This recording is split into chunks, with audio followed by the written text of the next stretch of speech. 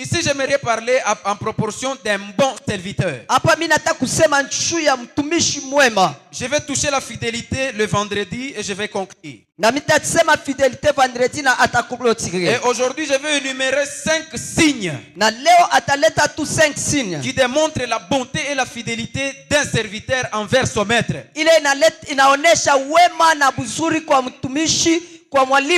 Amen, amen. Amen. Donc nous allons parler de 5 signes qui démontrent la bonté et la fidélité d'un serviteur envers son maître.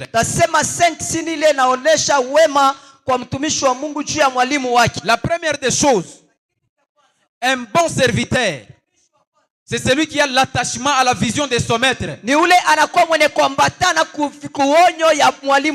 bon serviteur n'est pas là pour amener la vision dans la vision de son maître.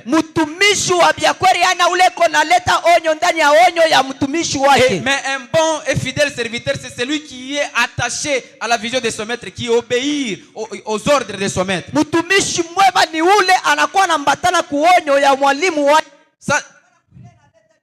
Ça, c'est le premier point. Et le deuxième point, c'est l'obéissance aux ordres et aux principes de son maître. Ceci, ce sont des caractéristiques d'un bon et fidèle serviteur. Vous savez, serviteur Bawiri, l'autre on lui avait remis 5. L'autre on lui a remis 2. Et au troisième 1.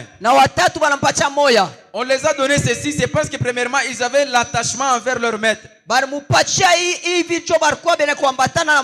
Vous savez, pour que ton maître te donne la gestion de gérer la responsabilité de quelque chose,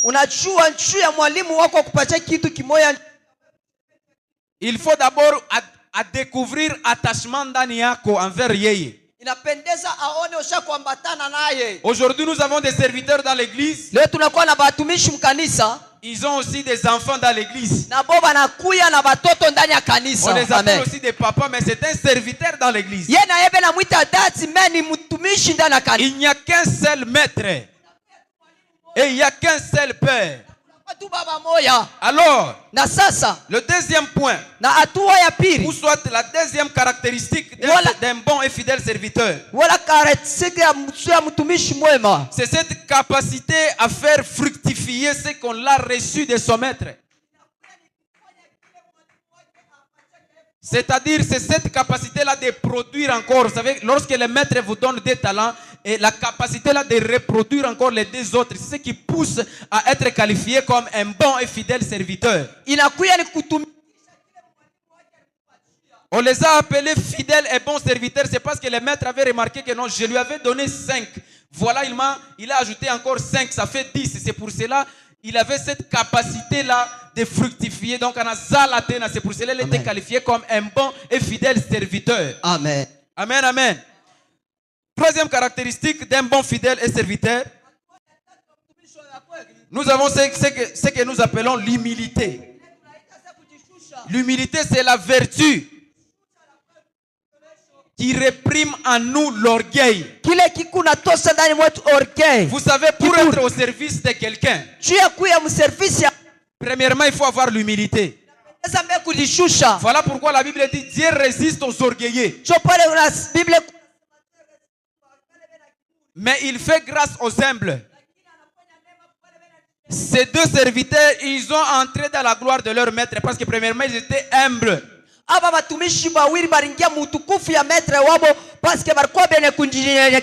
bon et fidèle serviteur, ce n'est pas celui qui renonce à sa foi. Il a la foi en lui. Et c'est ce que nous appelons même la fidélité, c'est avoir la foi en Dieu. Et puis, cet homme est purement évangélique, comme je l'ai dit au départ. Parce que lorsque nous voyons la joie, nous voyons les plaisirs, nous voyons les bonnes choses. Mais l'autre serviteur qui n'avait reçu qu'un talent, la Bible nous dit, lui sera jeté dans les ténèbres. C'est-à-dire, un bon et fidèle serviteur, c'est celui qui a d'abord l'humilité envers son maître. qui déprime en lui l'orgueil. Amen, amen. Bon et fidèle serviteur. Alléluia. Amen. Dieu va nous aider et nous allons aller très bien. Amen. Je disais encore, je réitère pour ceux qui n'étaient pas là. J'ai parlé sur les 5 signes qui démontrent la bonté et la fidélité d'un serviteur envers son maître. Premièrement,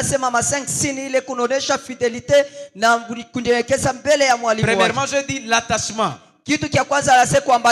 envers la vision de son maître. Vous savez,